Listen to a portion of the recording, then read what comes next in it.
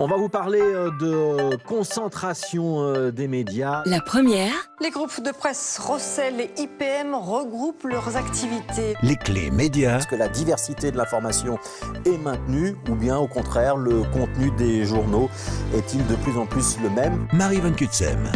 Bonjour à toutes et tous et bienvenue dans les clés médias. Aujourd'hui, on va faire un état des lieux des médias en Belgique francophone et s'interroger sur les grands mouvements en cours. En juin dernier, les groupes IPM et Rossel annonçaient leur fusion, une fusion suspendue à un accord de l'autorité belge de la concurrence qui étudie la question depuis le début de l'été.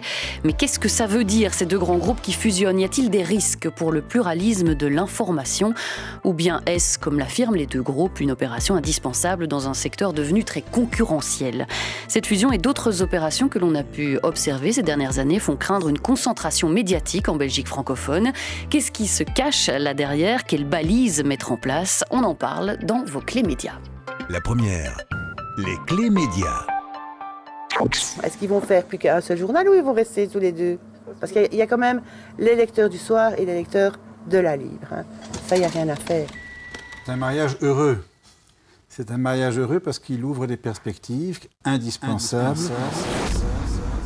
Le 23 juin dernier, François Léaudet, CEO d'IPM, est sur le plateau de l'N24. Nous, on est là pour défendre l'information de qualité. Et c'est un modèle économique qui est coûteux, qui coûte cher. Il y a beaucoup de technologies dans lesquelles il faut investir. Et on est arrivé à la conclusion, Rossel et IPM, que la meilleure façon de défendre la presse et de la développer, de la positionner dans ce futur environnement de plus en plus digital, c'était de s'unir. L'annonce crée une onde de choc dans le paysage médiatique belge francophone. IPM et Rossel, qui possèdent quasi tous les titres de la presse quotidienne belge francophone, se rapprochent. Le Soir, La Libre, la DH, l'Écho en partie, Sudinfo, l'Avenir, tous dans le même panier. C'est le projet sur la table. Les réactions ne se font pas attendre. Bénédicte Linard, l'ancienne ministre des médias en Fédération Wallonie-Bruxelles, s'exprime sur BX1. La menace est réelle s'il n'y a pas de garantie de garder une information de qualité, une presse indépendante et le pluralisme. Aujourd'hui, on ne les a pas encore. Bernard Marchand, le CEO de Rossel, fait lui aussi son tour des plateaux. À la RTBF, il rassure. Si la fusion a bien lieu, ça ne veut pas dire ingérence dans les rédactions. Ces organes de presse ont des valeurs différentes, des histoires différentes et des projets différents et complémentaires. Les gens qui opèrent, c'est pas Bernard Marchand qui fait l'information dans le Soir ni dans la Libre. Ce sont les rédactions en chef qui ont une autorité totale sur les contenus qui sont diffusés. Et ça, les gens doivent bien le comprendre. Parfois, on m'interpelle sur ce sujet. Ce sont les rédactions en chef qui sont véritablement responsables des contenus qu'ils publient. Et il reste une étape incontournable, brandie par l'actuelle ministre des Médias, Jacqueline Galland, l'accord de l'autorité belge de la concurrence. Travail en cours, nous dit-on. Le VIF affirmait même il y a quelques jours que si des auditions ont bien eu lieu depuis juin, l'autorité n'a pas encore été officiellement saisie sur ce dossier. Ça prendra donc encore un peu de temps.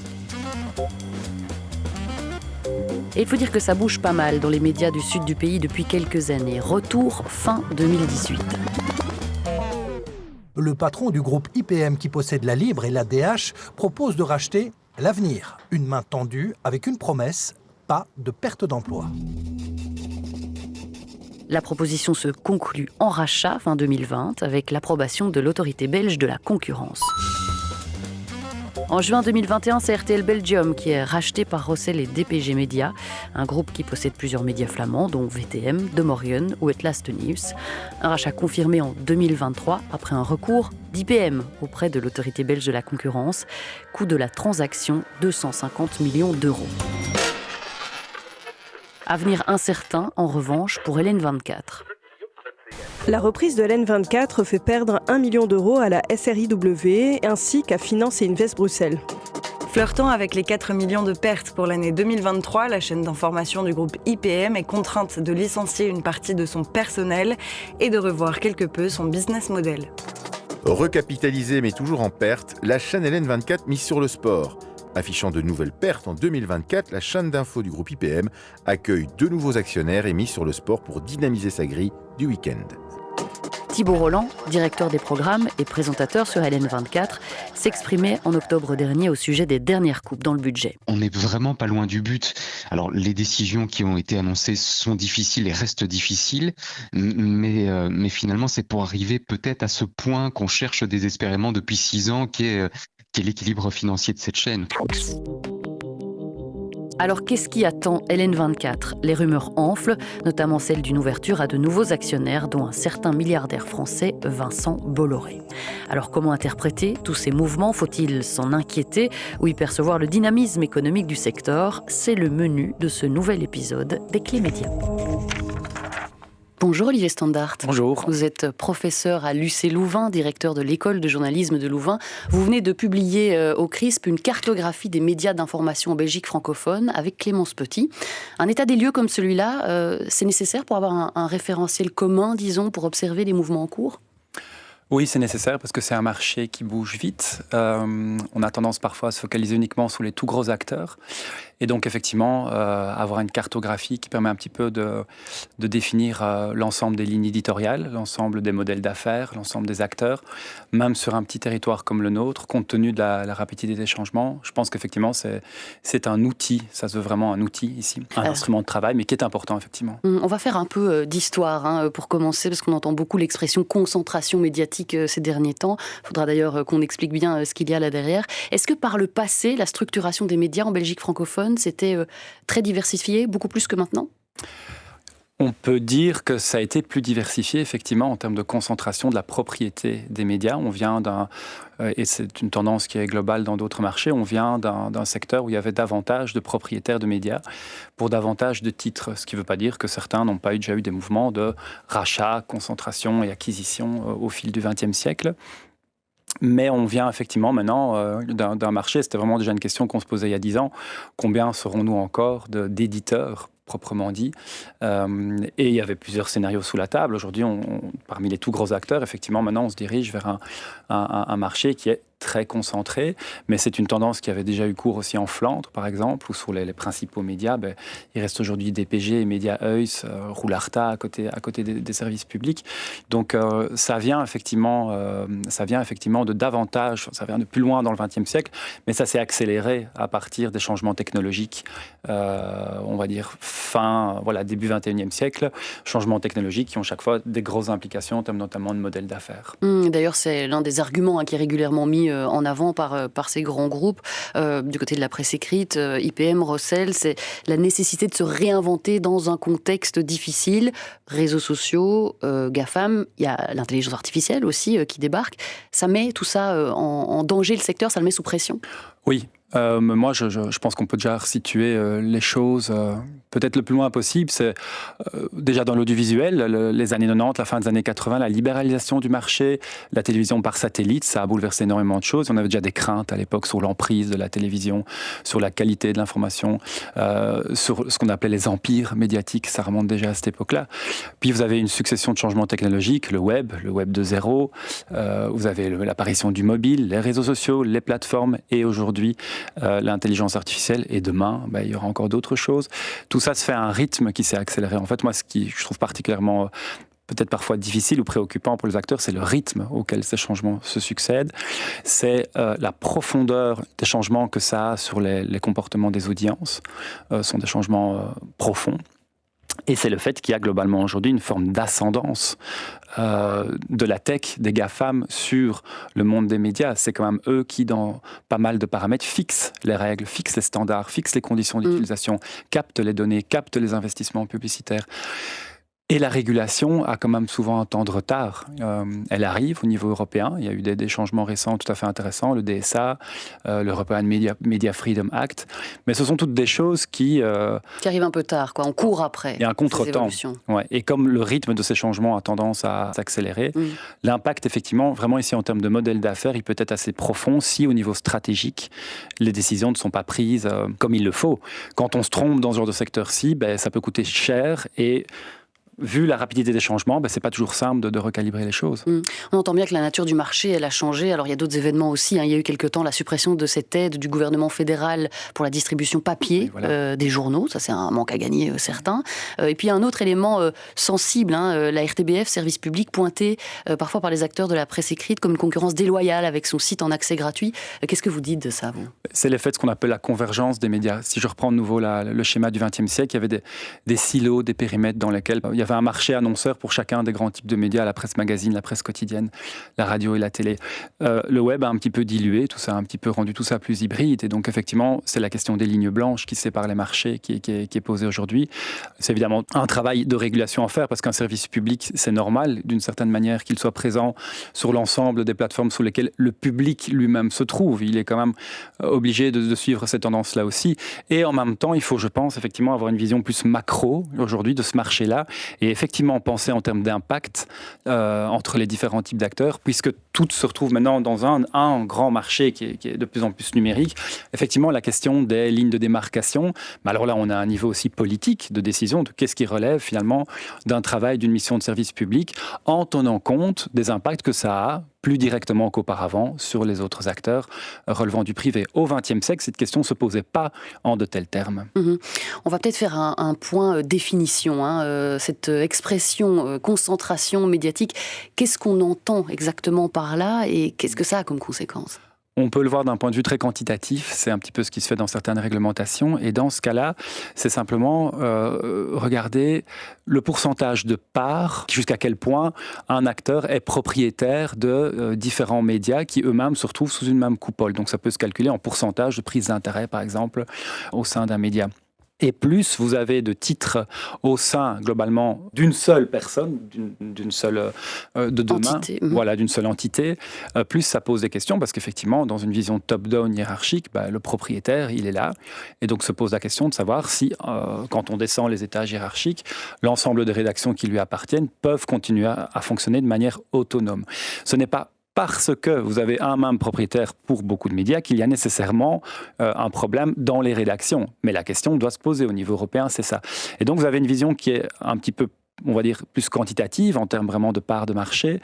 Mais vous avez aussi, je pense, il est tout à fait nécessaire aussi d'étudier aujourd'hui à quel point ça a un impact effectivement sur les rédactions en termes de contenu, en termes d'agenda setting, en termes de genre journalistique et en termes... Sur l'emploi aussi oui, peut-être, bien sûr. Parce qu'il y a des économies d'échelle qui se font généralement. Ça, c'est quelque chose qui est vraiment important, effectivement. Ça peut avoir un impact parce que vous avez raison, la question de l'économie d'échelle, à partir du moment où un média atteint une certaine taille, une taille critique, et c'est un aspect très important dans un petit marché comme le nôtre, il va y avoir effectivement un processus d'économie d'échelle qui est une forme de rationalisation et de transversalisation des processus des business units à l'intérieur d'un média à des fins de rentabilité. Mais effectivement, il faut aussi s'intéresser, quand je disais qu'il faut passer de la vue quantitative à la vue qualitative, il faut s'intéresser à l'impact que ça a sur l'emploi, sur la stabilité de l'emploi et sur ces différentes choses dont je parlais, finalement, le contenu journalistique proposé aux audiences.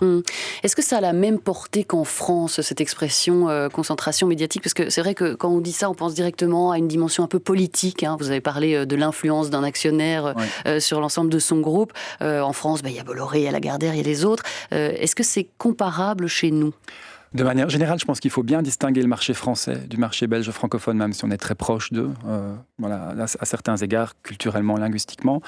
On a davantage, quand je citais DPG, Mediahuis, Rossel IPM, on a davantage ici un actionnariat familial dont le cœur de métier est la presse et les médias. Donc la question se pose probablement en des termes un petit peu différents en Belgique francophone. Et la question de la concentration, par contre ici, elle se pose différemment de la France parce qu'on est un beaucoup plus petit marché.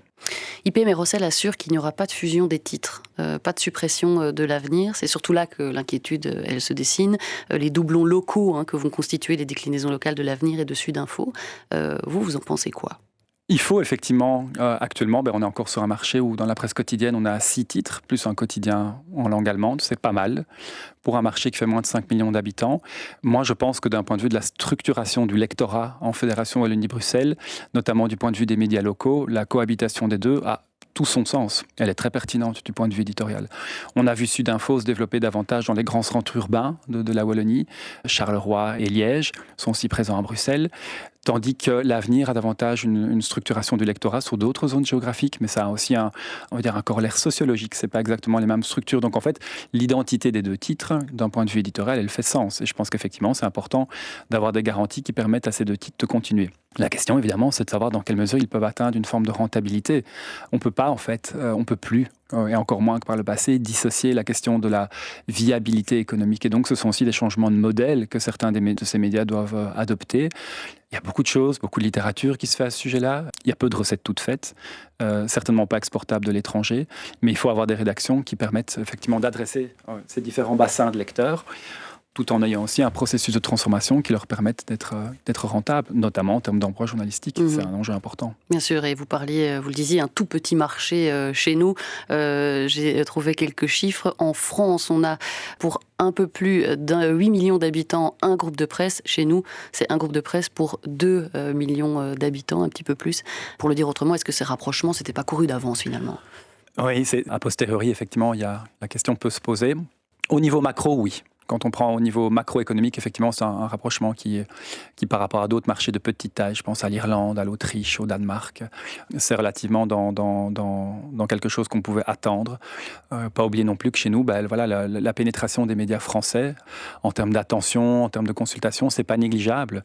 Ce qui est intéressant, c'est de regarder que, par exemple, la Flandre, qui est un marché, certes, démographiquement un petit peu plus grand que le nôtre, est parvenue, ça c'est intéressant quand même, à développer une forme d'indépendance par rapport aux médias néerlandais, beaucoup plus forte. L'overflow. Avec une identité flamande sans doute plus importante aussi, et c'est là plus ancrée. Voilà, exactement. C'est là qu'on déborde sur d'autres aspects que le médiatique pur. Il y a des aspects culturels, politiques, institutionnels qui jouent là-dedans. La Belgique francophone, pour ça, est un marché fragile. Donc, il y a pas, la langue ici pose effectivement une question, la démographie aussi. Et donc, d'un certain point de vue macro, oui. Après, on peut descendre à un autre point de vue plus méso, c'est celui des organisations et des groupes. L'historique de Rossel et d'IPM n'est pas pareil. Ça veut dire que tous les choix n'ont pas été identiques non plus. Quelque chose qui, moi, me frappe avec le recul, c'est de constater que les groupes qui aujourd'hui s'en tirent probablement le mieux sont ceux qui, comme je le disais il y a quelques minutes, ont pu augmenter leur assiette, leur taille critique, et qui ont donc eu notamment à un moment une stratégie d'expansion à l'international. DPG l'a fait très fort aux Pays-Bas, Mediahuis l'a fait et Rossel l'a fait en France. Avec le recul, j'ai l'impression que c'est quand même un facteur qui est important par rapport à l'étroitesse du marché et aussi par rapport à quelque chose chez nous qui fait qu'en Belgique francophone, la prédisposition à payer, parce qu'il faut quand même remettre cette thématique-là au centre du jeu aussi, notamment par rapport à la question que vous posiez, concurrence, médias publics, médias privés. La prédisposition à payer, elle n'est pas exceptionnelle, pour le dire, par rapport à d'autres marchés. Elle n'est pas catastrophique non plus, mais on n'est pas dans le marché non plus en Belgique francophone où c'est vraiment devenu logique de consacrer une partie de son budget au fait d'acquérir un média et d'y être fidèle. Ça évolue, mais voilà, c'est aussi un aspect à prendre en compte. Vous l'avez un peu évoqué, mais c'est vrai que quand on parle de concentration médiatique, c'est peut-être un peu artificiel de se limiter à la Belgique francophone.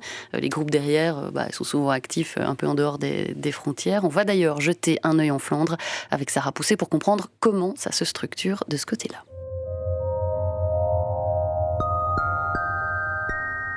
La concentration des médias dans le paysage flamand est amorcée depuis plusieurs années.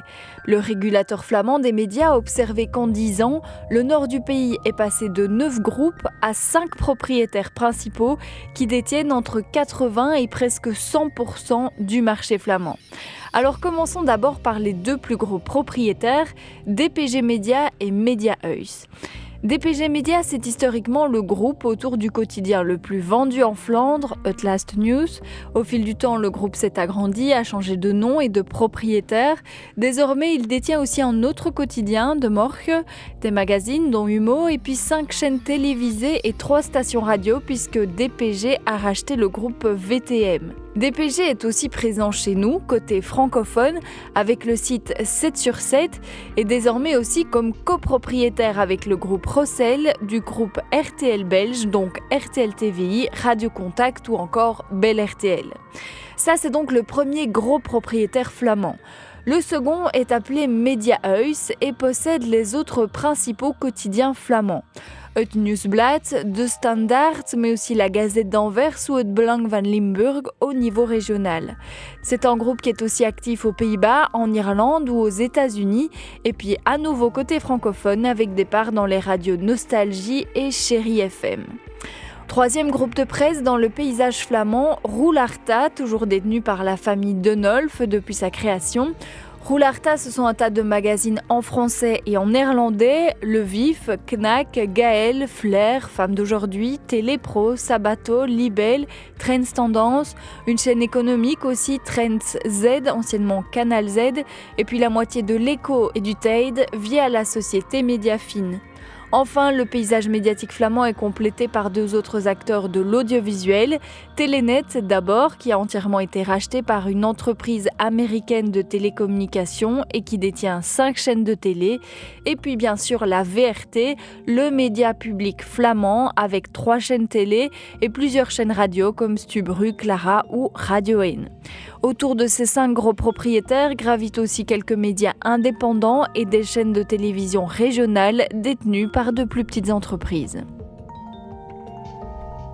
Voilà pour ce point sur la Flandre. Alors Olivier Standaert, on a évoqué un peu plus tôt la France. La concentration médiatique, elle est à l'œuvre aussi aux États-Unis.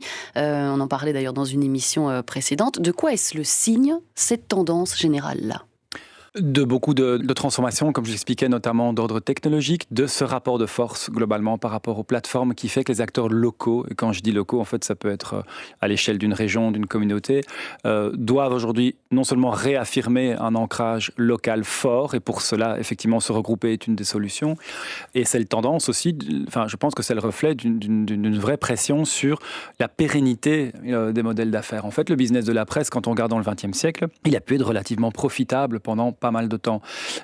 C'est nettement moins certain aujourd'hui. Donc ce phénomène de concentration est une forme de réponse du marché au fait notamment que... Oui, c'est ça, il faut se réinventer en fait. Oui, voilà, il faut se réinventer et trouver des parades par rapport au fait que, par exemple, les revenus publicitaires, la publicité est quelque chose de très important dans ce marché, sont ponctionnés dans des proportions qu'on n'avait pas anticipées par les plateformes. Donc ce sont des pertes de revenus.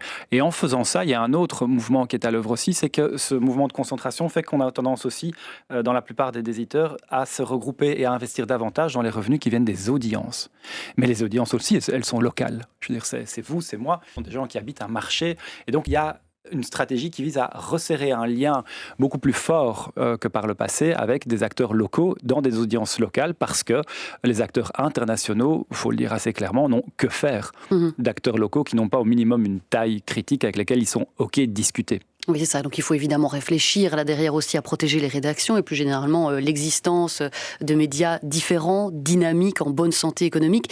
Concernant la fusion d'IPM et de Rossel, l'école de journalisme de Louvain, dont vous êtes le directeur, on le rappelle, a été approchée par les 2 groupes pour rédiger une charte. Expliquez-nous un peu. Donc effectivement, on a été sollicité pour apporter une série d'expertises, issues notamment de la recherche scientifique en journalisme.